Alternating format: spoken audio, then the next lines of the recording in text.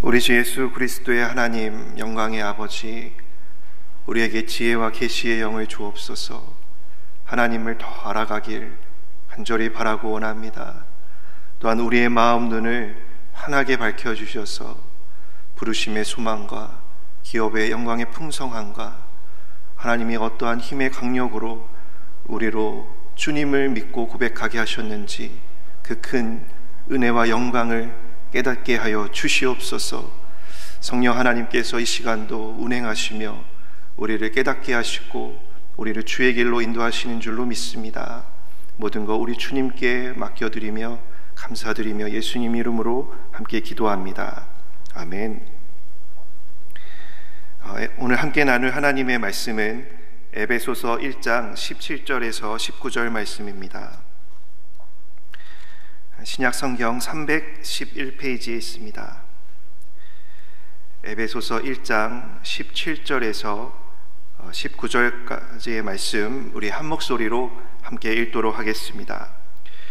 우리 주 예수 그리스도의 하나님 영광의 아버지께서 지혜와 계시의 영을 너희에게 주사 하나님을 알게 하시고 너의 마음의 눈을 밝히사 그의 부르심의 소망이 무엇이며 성도 안에서 그 기업의 영광의 풍성함이 무엇이며 그의 힘의 위력으로 역사하심을 따라 믿는 우리에게 베푸신 능력의 지극히 크심이 어떠한 것을 너희로 알게 하시기를 구하노라.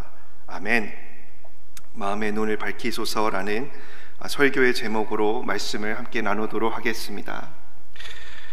제가 앞서서 이 성경 말씀 본문을 가지고 기도했듯이 우리는 이 말씀을 가지고서 우리 교회를 위해서 혹은 나 자신을 위해서 또 내가 간절한 마음으로 기도하는 나의 가족들 또 사랑하는 지체들 이웃을 위해서 우리는 얼마든지 기도할 수 있습니다. 단어를 바꾸는 거죠. 사도 바울이 너희에게 라고 했던 부분을 저에게 혹은 우리 교회에게 내가 기도하는 그 대상을 이름을 놓고 기도하는 것입니다. 우리 주 예수 그리스도의 하나님 영광의 아버지께서 지혜와 계시의 영을 저에게 주사 하나님을 알게 하시고 저의 마음의 눈을 밝혀주셔서 부르심의 소망이 무엇이며 성도 안에서 그 기업의 영광의 풍성함이 무엇이며 또 하나님의 힘의 강력으로 역사하심을 따라 믿는 저에게 베푸신 능력의 지극히 크심을 알기를 원합니다. 이렇게 쭉 기도하셔도 좋고 이 하나하나를 우리가 깊이 묵상하면서 기도하는 것입니다. 하나님, 제가 지혜가 부족합니다. 하나님, 제가 이 계시의 말씀을 아직 잘 모르겠습니다. 그러나 하나님을 더 알기를 원합니다.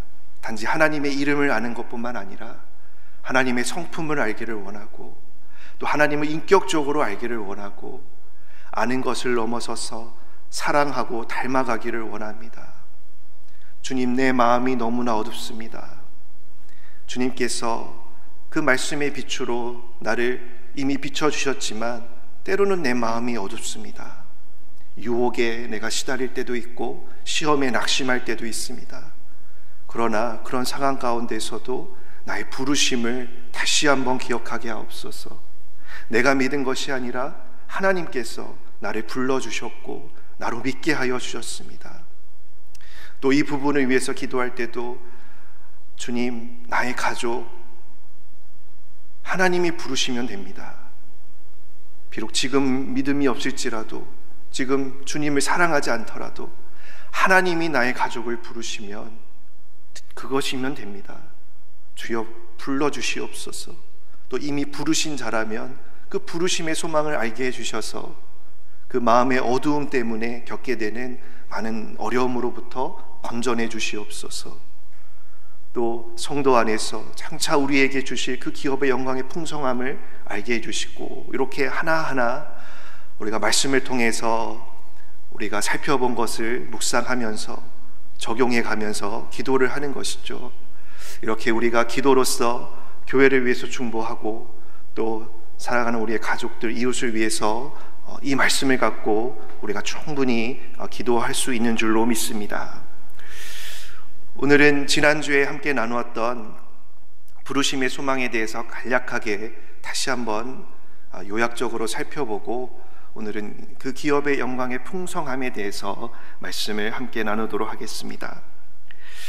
부르심이 무엇인가에 대해서 아주 명확하게 정리된 것이 있습니다. 그것은 바로 웨스트민스터 소요리 문답에서 이 부르심에 대해서 여러 목사님들이 함께 모여서 이것을 교리로 이렇게 정리를 하였습니다. 부르심의 소망이 무엇인가? 그리스도께서 값을 치르신 구속을 성령께서 우리에게 적용하시는 것입니다. 그리스도께서 십자가로 우리의 모든 죄값을 치러 주셨습니다. 우리를 구속하여 주셨습니다. 그런데 그것을 성령께서 우리에게 이제 적용을 하시는데, 이때 무엇이 필요한가? 바로 하나님의 부르심이 필요하다라는 것입니다. 이 하나님께서 우리를 부르실 때 죄인인 우리, 죄로 인하여서 영적으로 하나님과 단절된 영적인 죽음을 경험하고 있는, 또 죄 가운데 살고 있는, 스스로 그 죄로부터 살아날 수도 벗어날 수도 없는 그런 자를 하나님이 부르시면 믿음이 일으켜지는 것입니다. 그렇게 해서 우리를 그리스도와 연합시키는 것입니다 라고 아주 잘 요약적으로 부르심에 대해서 정리를 하고 있습니다. 성도 여러분, 이 부르심 안에서 가장 우리가 주목해야 되는 부분은 바로 우리 안에 믿음이 일으켜진다라는 부분이었습니다. 그분이 부르시면 믿음이 일으켜지는 것이죠. 그분이 부르시면 우리 안에 믿음이 생기고 믿음이 자라나는 것입니다. 이것을 우리의 삶에 적용할 때 참 중요한 점은 이것입니다. 우리의 삶 가운데서 우리가 신앙의 삶을 살아가면서 과연 이 믿음이 참으로 누구로부터 시작이 되었는가에 대해서 분명하게 기억하고 또 기억하는 것이죠. 이 믿음이 누구로부터 시작되었는가를 우리가 잊게 될 즈음에 우리에게 어떠한 일이 생기는 것입니까? 이제 하나님이 나에게 믿음을 주신 게 아니라 내가 믿었어. 신앙생활에 있는 모든 부분들, 교회를 가는 거, 기도를 하는 거, 말씀을 읽는 거, 전도를 하는 거, 봉사를 하고 사역을 하는 모든 것들이 다 내 힘으로 감당하게 되는 것입니다. 그러나 내가 그런 나의 의에 붙잡혀서 잘하고 있을 때는 그렇게 내 내면에 큰 문제가 드러나지 않습니다. 그러나 나의 의가 점점 어떠한 시험으로 인하여서 참 이것이 힘들어질 때, 교회 가는 것이 너무 힘들고 기도하는 것이 너무 힘들어지고 말씀 읽는 것, 교회 봉사하는 것, 사역하는 것, 모든 것이 힘들어질 때 이 믿음이 나로부터 시작되었다라고 내가 착각하고 있으면 소망이 없는 것이죠. 그러나 여기에서 하나님이 그 소망 없음에 우리를 내버려 두지 않습니다. 다시 한번 기억하게 하십니다. 너의 믿음은 누구로부터 온 것이냐? 내가 불러서 네가 온 것이 아니냐라고 하나님은 말씀하신다라는 것입니다.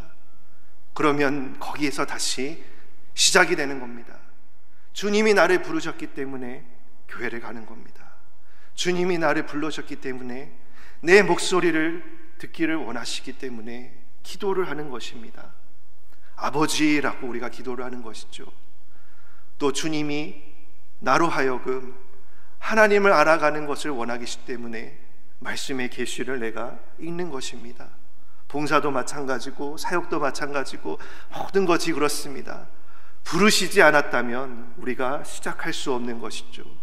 그러므로 때로 하나님께서는 이런 어려움을 우리에게 허락하시고 다시 한번 내 안에, 내 마음의 눈이 어두워서 믿음이 나로부터 시작이 되었다는 큰 착각으로부터 우리를 건져내 주시는 것입니다. 그것이 바로 이 부르심의 소망인 것입니다.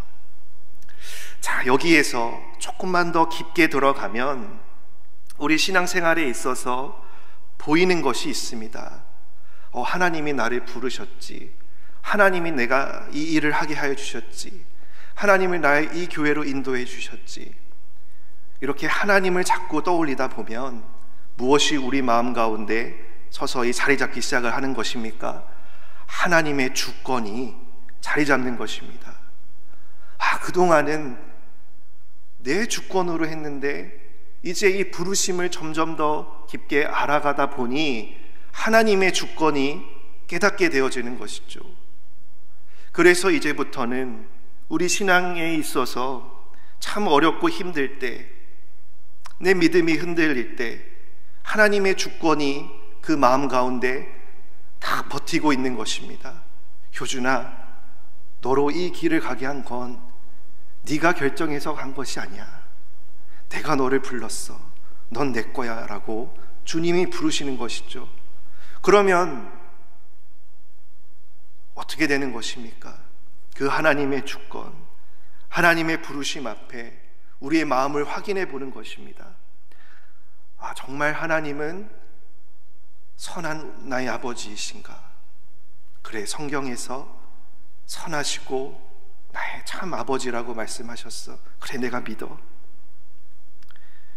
하나님은 감당할 만한 시험을 주시는 하나님이신가?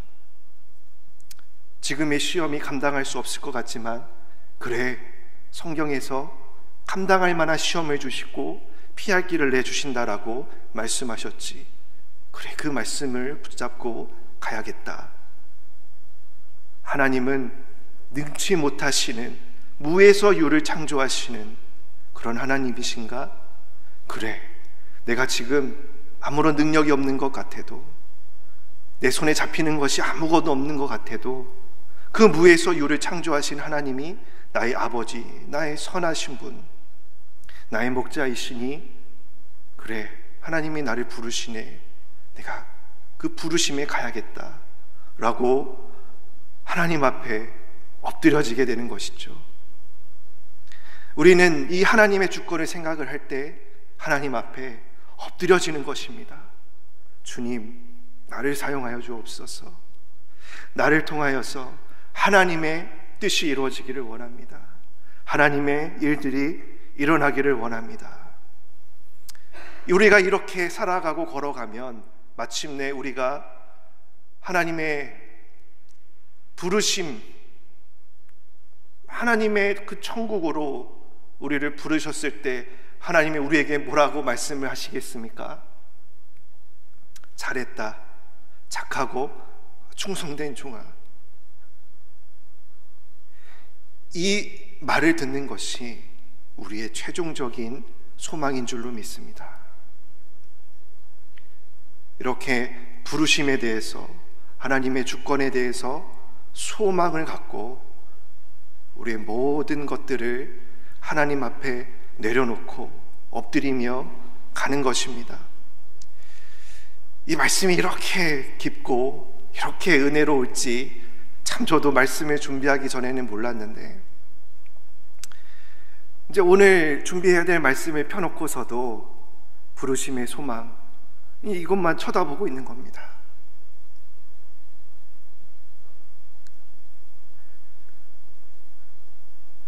하나님 앞에 때로는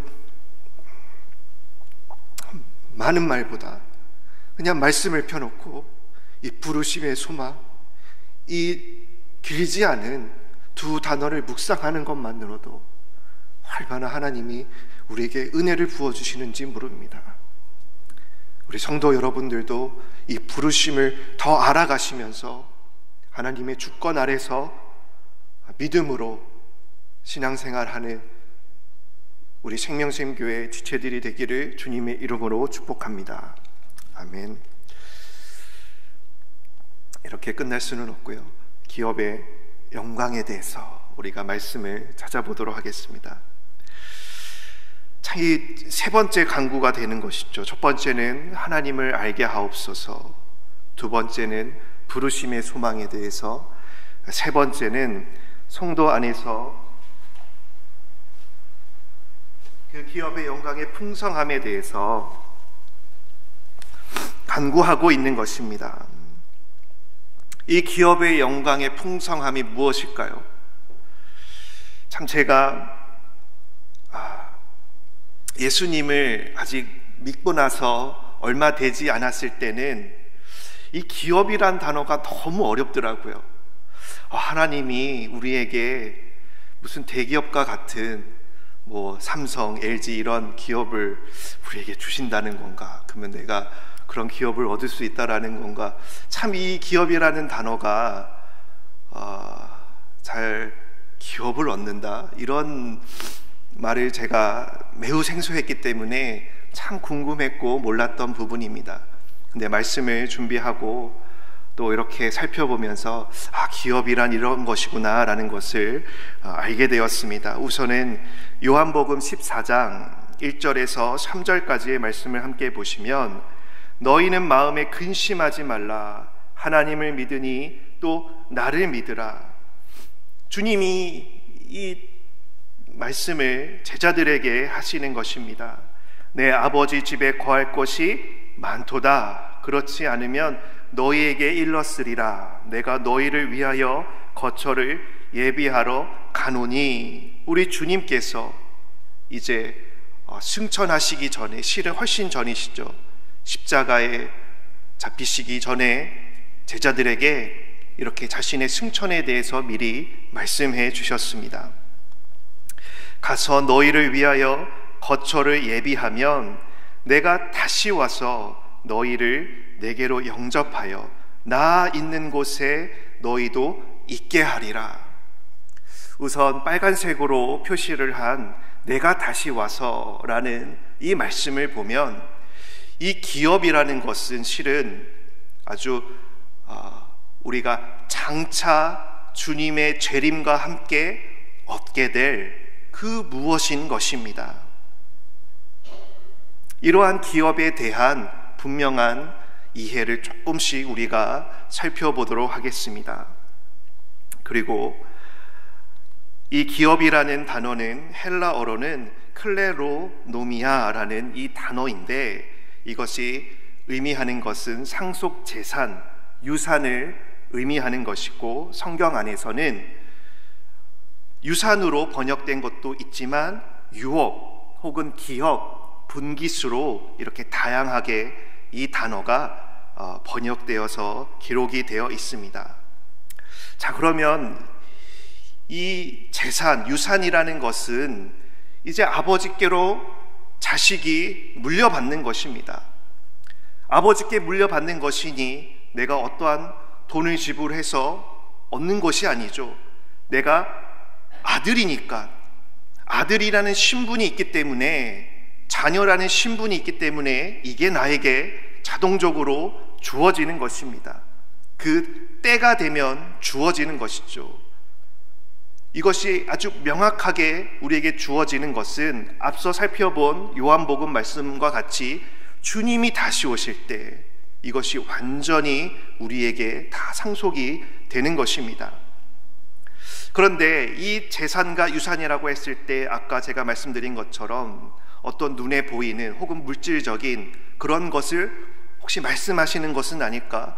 구약에서는 이 기업을 땅이다라고 해석을 해서 저 가나안 땅, 약속의 땅을 정복했는데, 혹시 우리도 어떠한 땅을 우리가 정복해야 하는 것은 아닌가라고 우리가 생각해 볼 수 있습니다.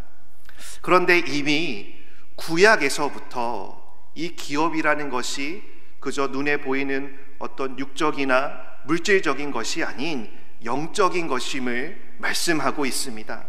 민수기 18장 20절을 보시면 여호와께서 또 아론에게 이르시되 너는 이스라엘 자손의 땅에 기업도 없겠고 그들 중에 아무 분깃도 없을 것이나 내가 이스라엘 자손 중에 내 분깃이요 내 기업이니라.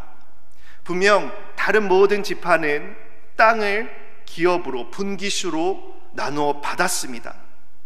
그러나 유일하게 레위 지파는, 아론에 속한 레위 지파는 그러한 눈에 보이는 물질적이고 또 눈에 보이는 소유할 수 있는 그런 게 없었던 것이죠.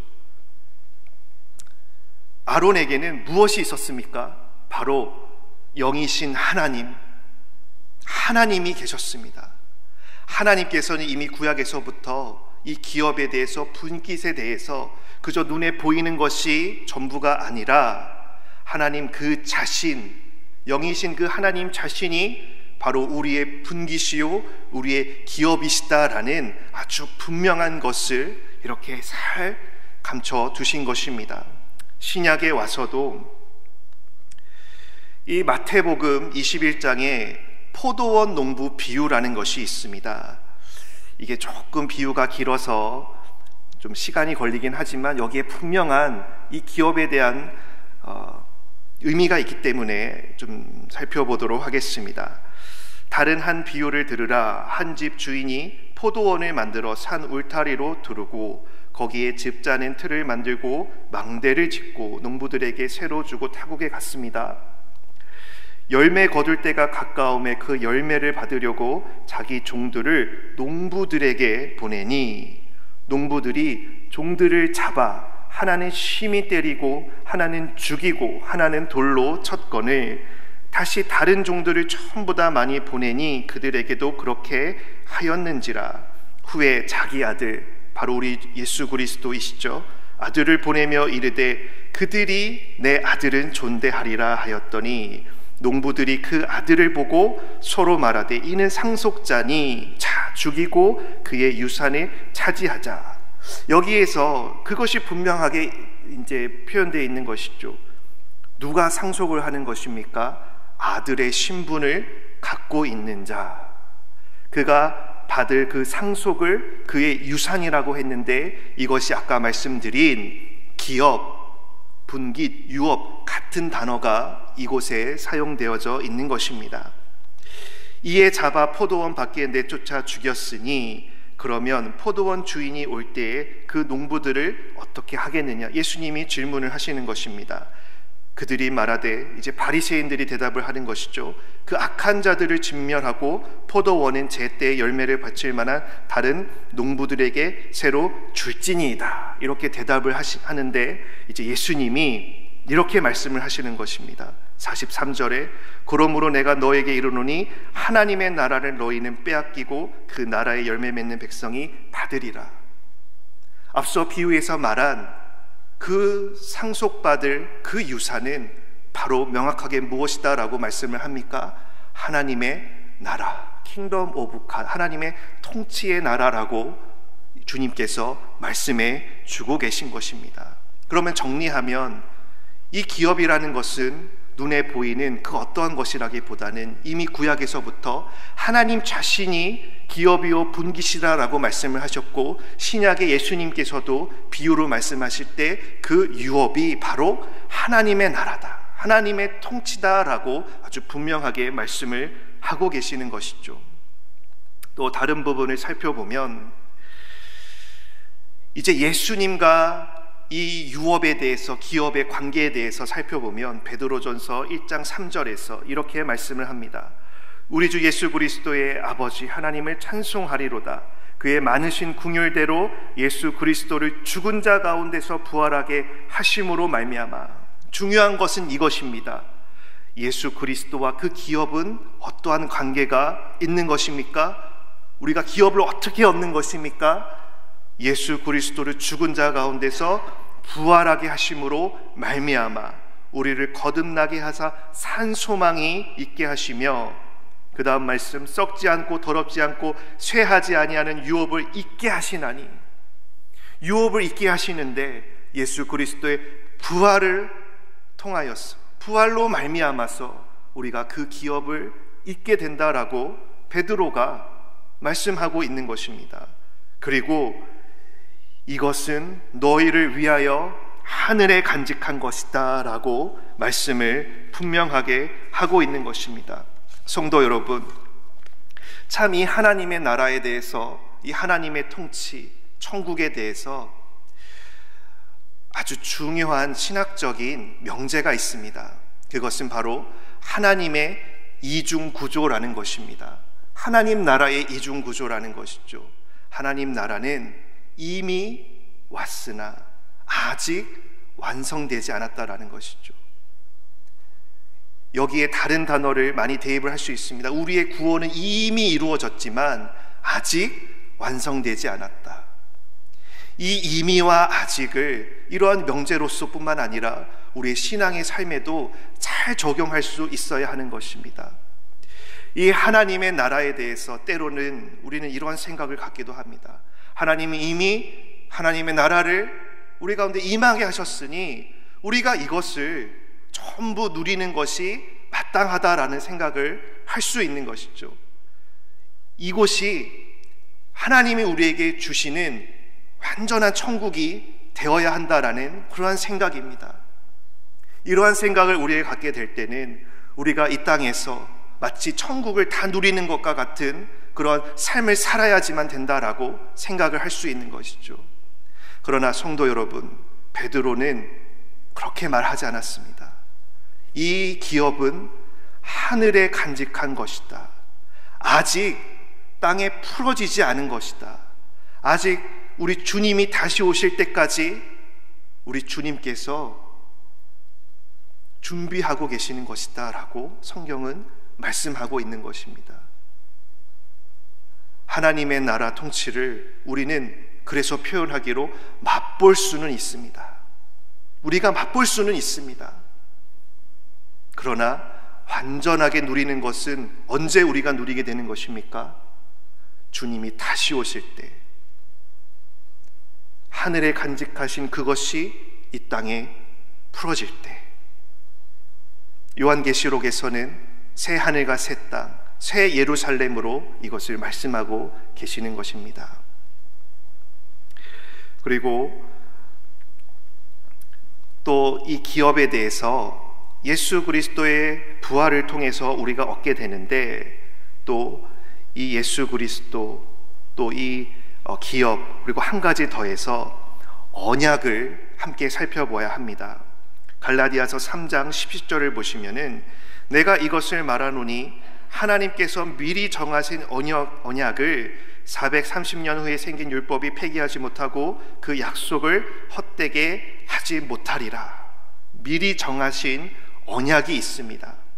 그리고 후에 생긴 율법이 이것을 폐기하지 못한다라고 말씀을 하고 있습니다.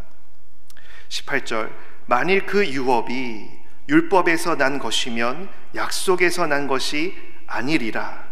그러나 하나님이 약속으로 말미암아 아브라함에게 주신 것이라 라고 갈라디아에서는 이 언약하고 이 유업에 대해서, 이 유업도 같은 단어입니다. 기업입니다. 이 기업에 대해서 이렇게 정리를 명확하게 하고 있는 것입니다. 이 기업은, 이 유업은 약속 안에 속한 것이고, 이 약속 안에서 그리스도의 부활을 통해서 우리에게 상속되어지는 것이죠. 그리고 히브리서 9장 15절을 보면 이제 앞서 말한 그리스도, 언약, 유업, 이게 다 같이 나옵니다. 이로 말미암아 그는 새 언약의 중보자시니 이는 첫 언약 때에 범한 죄에서 속량하려고 주구사, 주님이 주구사 부르심을 입은 자로 하여금 영원한 기업의 약속을 얻게 하려 하심이라. 이제 뭔가 명확하게 정리가 되지 않습니까? 하나님이 우리에게 주실 이 기업과 유업은 언약에 속한 것입니다. 그런데 이 언약에 속한 것을 우리에게 주시기 위해서 예수 그리스도께서 어떻게 하셨습니까? 죽으시고 부활하신 것입니다. 이 죽으시고 부활하심을 통해서 이 기업이 우리에게 상속되어진다, 약속을 통해서 우리에게 주신다라고 아주 분명하게 말씀을 하고 있는 것이죠. 부르심을 입은 자로 하여금 영원한 기업의 약속을 얻게 하려 하심이라. 참 이 히브리서 9장 15절 말씀 이 밑에를 보면서 사도 바울이 에베소 성도들을 위해서 기도했던 그 기도의 순서와 이렇게 똑같을 수 있을까라고 생각을 하게 되었습니다. 사도 바울도 마음의 눈을 밝히사 부르심의 소망이 무엇인지, 그런 다음에 기업의 영광의 풍성에 대해서 말씀을 하고 있는데, 이 히브리서에서 그 부분을 똑같이 말을 하고 있는 것이죠. 부르심을 입은 자로 하여금 영원한 기업의 약속을 얻게 하신다.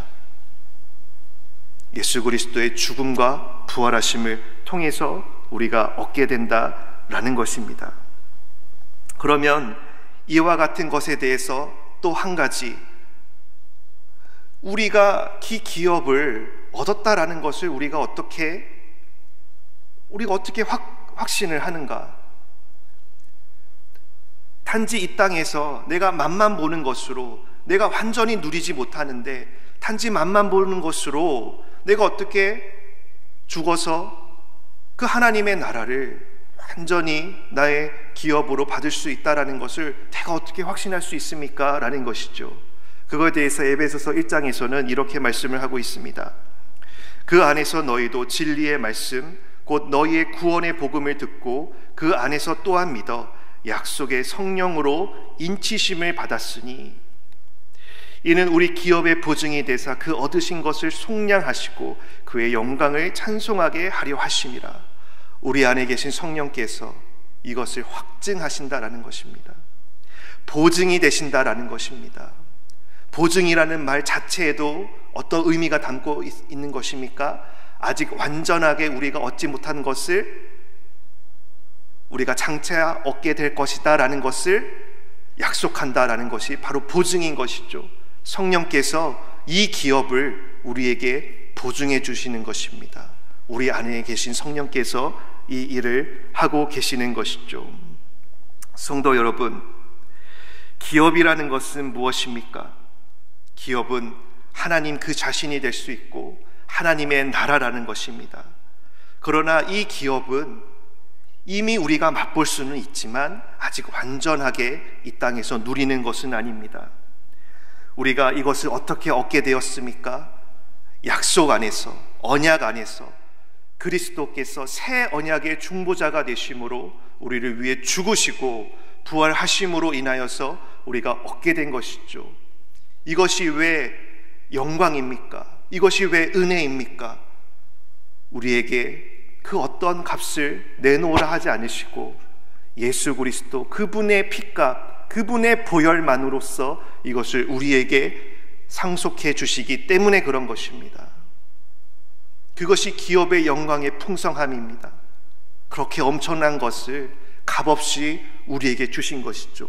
만일 누군가가 이 기업을 우리의 행위로 얻을 수 있다, 율법으로 얻을 수 있다라고 한다면 그것이 어찌 영광의 풍성함이 될 수 있겠습니까? 그 기업을 우리가 이 땅에서 하는 행위로 혹은 우리가 이 땅에서 하는 어떠한 돈으로 얻을 수 있다라는 것은 정말 속지 말아야 할 그런 것이 분명한 것입니다. 그러므로 성도 여러분, 분별하셔야 합니다. 이 기업은 완전하게 누릴 수는 없습니다. 그러나 맛은 볼 수 있습니다. 이것을 우리에게 보증해 주시는 분이 바로 성령 하나님이십니다. 로마서 5장 3절에서 사도 바울이 이렇게 우리에게 말씀을 합니다. 우리가 다만 이뿐 아니라 우리가 환난 중에도 즐거워하노니, 환난 중에도 즐거워한다라고 말을 하고 있습니다. 어떻게 사도 바울은 환난 중에서도 즐거워할 수 있다라고 말을 했을까요? 로마서 8장 18절을 보시면 생각하건대 현재의 고난은 장차 우리에게 나타날 영광과 비교할 수 없기 때문에 그런 것입니다. 이 장차 우리에게 나타날 영광이 바로 기업의 영광의 풍성함인 것입니다. 이 땅에서 세상 사람들이 유토피아를 건설하려고 합니다. 이 유토피아는 뭐겠습니까? 환난이 없는 즐거움인 것입니다. 슬픔 없는 즐거움인 것이죠. 그리고 고난 없는 영광을 세우고자 하는 것입니다.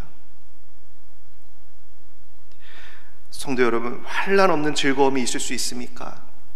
고난 없는 영광이 우리에게 있을 수 있습니까?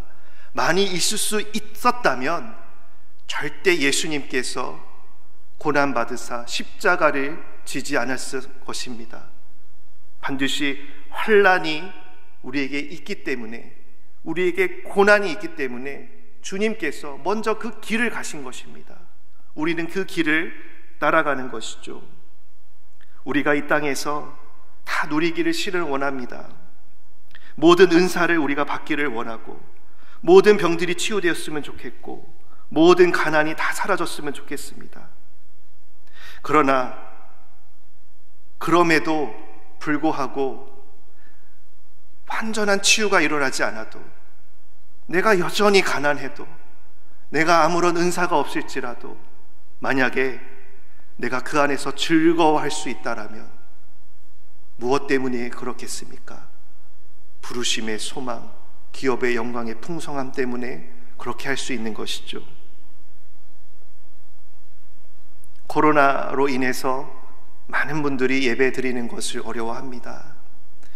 그런데 앞으로 얼마나 더 거대하고 또 위협적인 것들이 우리에게 다가올지 모릅니다. 성도 여러분, 환난 없는 즐거움이 없고 고난 없는 영광이 없는 것입니다. 그냥 우리가 받아들이면 되는 것입니다. 마음을 결정하면 되는 것입니다. 앞으로 어떠한 것이 나에게 왔다 할지라도 그 가운데서 내가 하나님의 부르심을 따라서 그 기업의 영광의 풍성함을 내가 바라보면서 하나님 사랑하겠습니다. 하나님 예배하겠습니다. 그리고 하나님 주권 앞에 그냥 엎드리면 되는 것입니다. 그러면 주님께서 우리를 하늘의 미랄로 사용하셔서 많은 열매를 맺게 해주실 줄로, 잘했다, 착하고 충성된 종아, 내가 너를 칭찬한다라고 말씀해 주실 줄로 믿습니다. 우리 함께 기도하시겠습니다. 하나님 아버지, 기업의 영광의 풍성함에 대해서 우리가 알게 하여 주시옵소서. 때로는 우리의 마음이 참 연약할 때가 있습니다. 당장 내가 힘들고 어렵다라면 누구나 그럴 것입니다. 그러나 그러함에도 불구하고 사도 바울은 환난 가운데에서의 즐거움을 말씀을 합니다. 또 고난이 없는 그러한 영광은 없다라고 말씀을 하면서 현재의 고난은 장차 우리에게 나타날 영광과 비교할 수 없다라고 그렇게 고백을 합니다.